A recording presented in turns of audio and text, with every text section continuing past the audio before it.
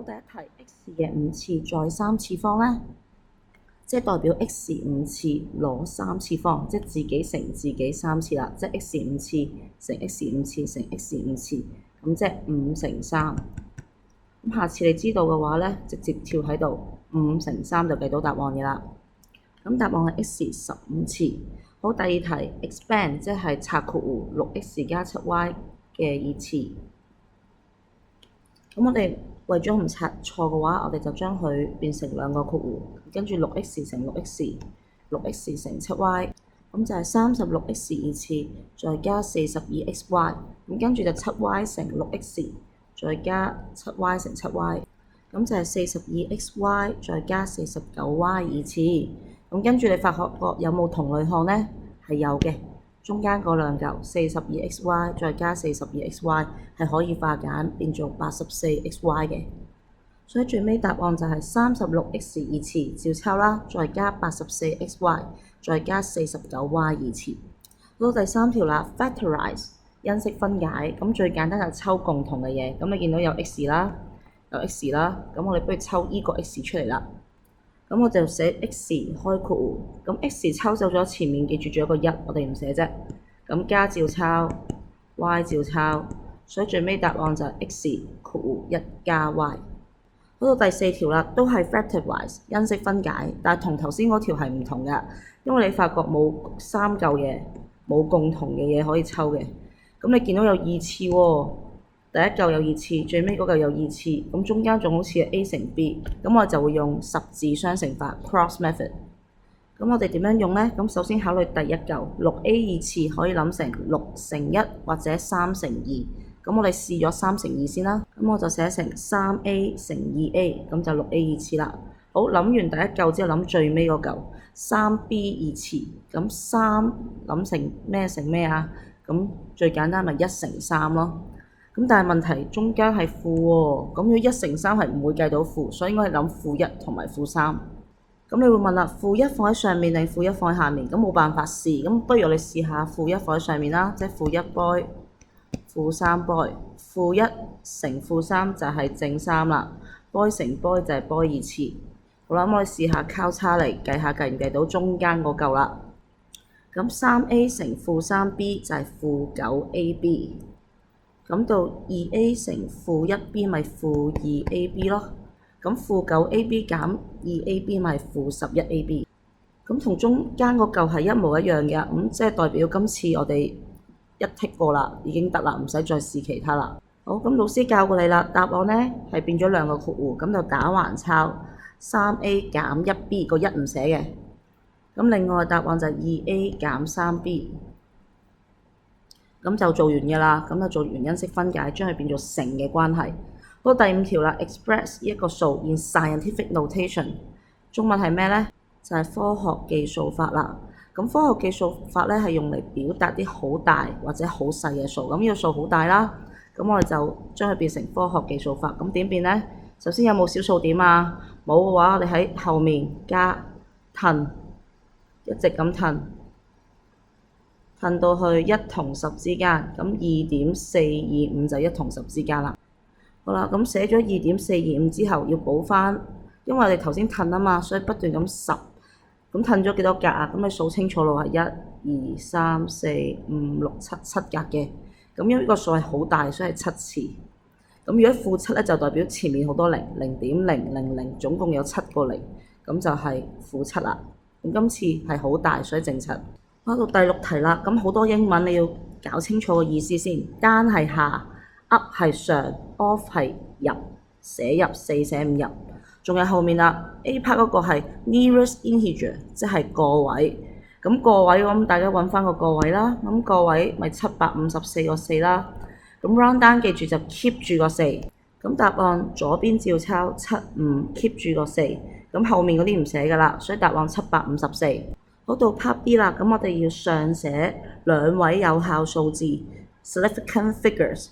咁有效數字記住由左邊唔係0嘅，第一個唔係0，咁你見到7已經唔係0啦，咁我哋數兩個啦，7、5。我諗第二個有效數字即係5啦。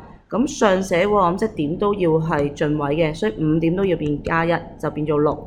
所以你寫翻啦，7照抄，5 5要加1變6，咁答案會唔會變76啊？咁梗係唔會啦，本身754點幾，點會變76？我哋補翻個位0啦。咁後面小數點後面嗰啲使唔使寫.000呢？係唔需要噶啦，我哋自己補翻小數點左邊嘅，得唔得？補翻個位，咁就760。嗰度 part C 啦，4寫5入去到一位小數，小數點後，小數點喺度啦，一個位即係9啦。咁你問自己啦，8呢個數會唔會令到9進位啊？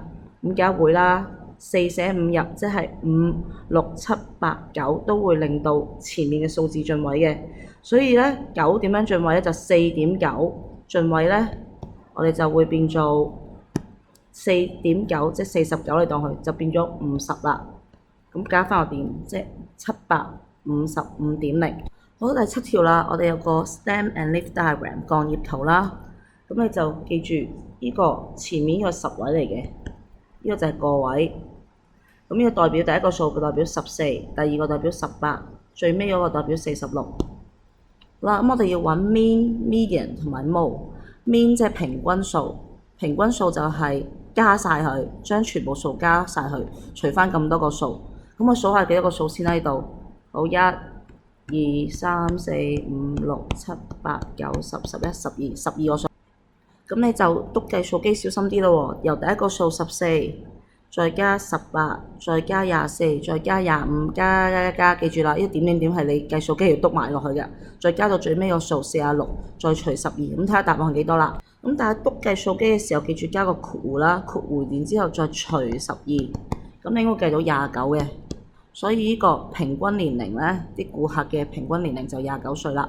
好，中位數就係會用翻總共嘅數目，總共有12個顧客啊嘛，咁我哋有條公式就將佢加1，再除2，咁你識計啦，12加1 13，13除2咪係6.5咯。咁6.5係咩意思啊？即係佢介乎6同埋第7之間嘅。咁我哋就揾翻第6個顧客嘅歲數同埋第7個顧客嘅歲數。咁第6個顧客呢，咁你數啦，1、2、3、4、5、6應該係26歲，第7個顧客就28歲。咁你會問，咁中間係26定係28啊？兩個都中間喎，咁我就會將佢兩個加埋除2，26加28除2咪27咯。所以中位數就係26加28，再括弧再除2就27。眾數啦，眾數即係 mode，即係出現得最多。咁望落去啦，出現得最多應該係呢個啦，出現咗2次都係5。咁呢個唔係代表5係25，所以答案就係25歲係出現得最多嘅。好，到第8條啦。When 800 increase 即係增加咗25%，頂即係跟住 decrease 即係跌啦，跌咗10%。咁問你 new value，new 即係新值啦。咁我點樣計咧？就將舊嗰個800啦，再乘以增加咗25%喎，就乘1加25%，跌咗10%喎，咪乘1減10%。咁跟住篤計數機。咁記住 percent 咧點讀啊？就 shift 開括弧 ，shift 開括弧就讀到噶啦。咁你應該讀到嘅答案係900。好，到第9條啦。咁我哋 solve 即係解 inequality 不等式。咁即係我哋要將 x 做主項啦。咁 part A 加5調過去變減5。咁兩邊減5係唔會轉方向嘅，所以繼續都係大個。咁加5調啊變減5，4減5咪係-1咯，所以答案係 x 大過-1。嗰度 part B 啦 ，x 減5大過等於4，咁一樣啦，將減5調過去變加5，咁兩邊加5咧方向都係唔轉嘅，所以照抄大過等於，咁答案 x 大過等於9。嗰度 part C 啦，2x 細過等於-8，2x 即係2乘 x，咁乘2調過變除2，咁除正數咧係唔轉嘅方向，所以照抄細過等於，咁-8除2咪係-4咯，所以 x 細過等於-4。